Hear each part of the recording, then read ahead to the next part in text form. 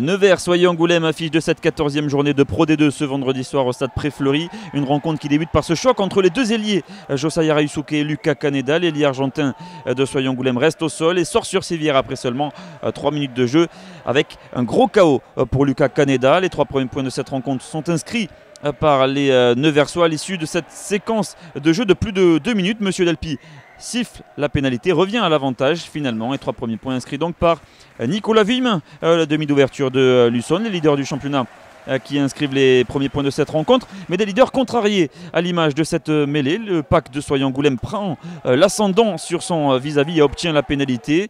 3 points inscrits par Erwan Nicolas, et on le disait, une équipe de Soyons-Angoulême qui arrive à contrarier les plans de Nevers au sol d'abord, et puis en conquête. 3 nouveaux points inscrits par Erwan Nicolas. Soyons-Angoulême prend l'avantage 6-3 et va même mener 9-3 après un 3e coup de pied de plus de 40 mètres du demi de mêlée du SA15.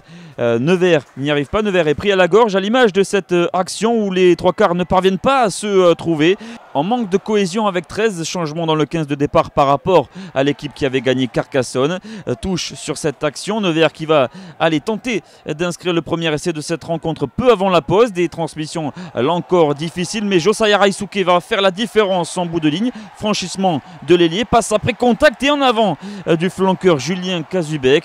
Nouvelle approximation, nouvelle erreur neversoise, et à la pause, c'est bien Soyons-Angoulême qui mène sur ce score de 9-3. De retour des vestiaires, ce n'est plus le même visage qu'affichent les Neversois, bien décidés à inscrire le premier essai de cette rencontre. Bras tendu de Monsieur Delpy à la 45e minute à la suite d'un plaquage haut. Ovassa Faleli, le demi de mêlée, qui tente de distribuer le jeu avec ses avants. Longue séquence de jeu encore une fois, on retrouve Faleli sur ce renversement, plus personne en défense pour couvrir le large, et c'est Stéphane Bonvalo qui, après avoir tergiversé, inscrit bien le premier essai de cette rencontre à la 46e minute, transformé par Nicolas Villemin.